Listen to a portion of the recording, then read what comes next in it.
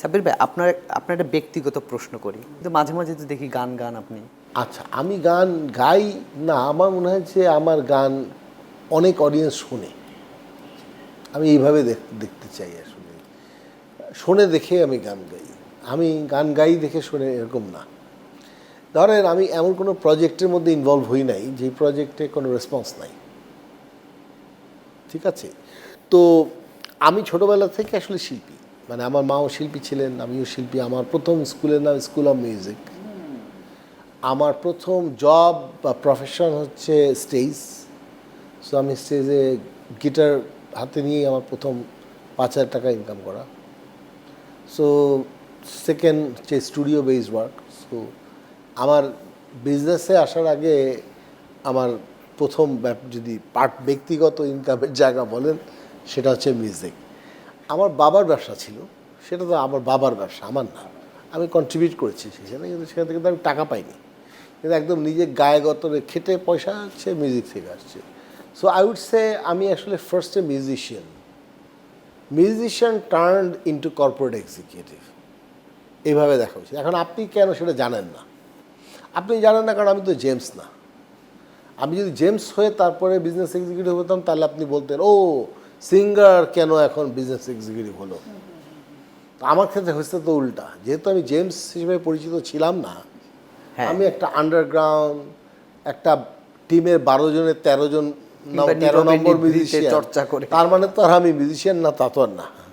আমিও musician, but আমি হয়তো অত নাম করা মিউজিশিয়ান ছিলাম না। বাট কেউ একজন আমাকে হঠাৎ করে নাটকে একটা গান গাওয়া হয়েছে, সেই গানটার নাম আমারে দিয়া দিলাম তোমারে, যে লিখছেন ওমর ফারুক বিশাল, তিনি এখন আমাদের মধ্যে নাই, রোড অ্যাক্সিডেন্টে মারা গেছে। বা আমি জীবনে কোনোদিন ফোক সং গাবো এটা ভাবি নাই, উনি আমারে গাবাইছে এবং গানটা বিকেম হিট। এক সপ্তাহের মধ্যে ধরেন 22,000 শেয়ার হয়েছে একটা গান। নাটক ফ্লপ, গান হিট। তো গান যখন হিট হয়েছে তখন আমি বুঝছি যে আমার গান গাওয়া উচিত, কারণ যেই কণ্ঠের গানের চাহিদা আছে, তাহলে সাপ্লাইটা তো কন্টিনিউ হওয়া উচিত। সাপ্লাই কন্টিনিউ হয় তখনই যখন ডিমান্ড থাকে। সো দেন আমার একটা বিখ্যাত গান বিনোদিনী রায়, বাংলায় প্রায় 2 কোটি মানুষ শুনেছে। এখন এখানে যদি পুরো ক্রেডিটটা পশ্চিমবঙ্গের শিল্পীকে দেন, তাহলে কিছুটা তো আমার প্রতি অবজ্ঞা করা হয়, অবশ্যই, যেহেতু এটা ডুয়েট সিংস। তো এরকম আরও বেশ কিছু হিট গান আছে, আমার সিঙ্গেল সোলো গানও আছে।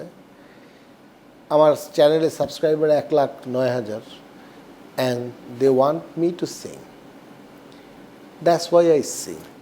তার মানে আমরা আশা করতে পারি যে চাহিদার কারণে সাপ্লাই সামনে আরও বাড়বে। I don't know. এক নম্বর কথা হচ্ছে যে শিল্পী একটা কারণে করে, সেটা হচ্ছে তার টাকা দরকার। আরেকটা কারণে দরকার, কারণ তার সেলফ এক্সপ্রেশন দরকার। তো আমার সঙ্গীত চর্চা টাকার কারণে দরকার না। আমার চ্যানেল টাকা দেয় এবং আমি ট্যাক্স দিই, আমি ট্যাক্স ফাঁকি দিই না। তো আমার ব্যাংকে টাকা ঢোকে বিদেশ থেকে, ইউটিউবে, এটা আমার একটা ইনকাম, এবং ট্যাক্স অথরিটি জানে যে আমি এটার জন্য ট্যাক্স পে করি, ঠিক আছে? তো কিন্তু সেটা আমার যে দরকার তা না, because it's not that much money compare to the money I get from corporate.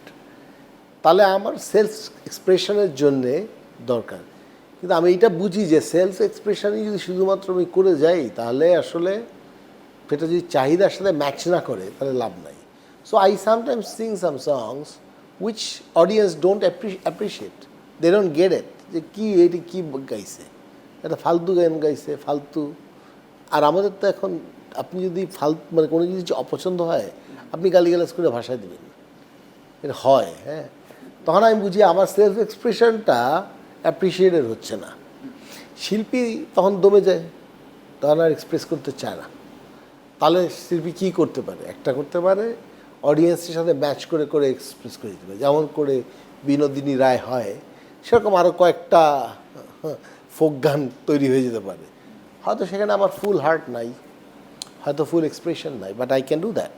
যেটা আপনি বললেন যে চাহিদার সাথে রেখে কি সাপ্লাই হতে পারে কিনা, যদি আমার কমার্শিয়াল মাইন্ড মনে করে হওয়া উচিত, হয়তো হবে। আর আমার জাত শিল্পী সত্তা যদি মনে করে চায় না, তো হবে না তার মানে এটা আপনি সময়ের উপর ছেড়ে দিয়েছেন। অনেকটা।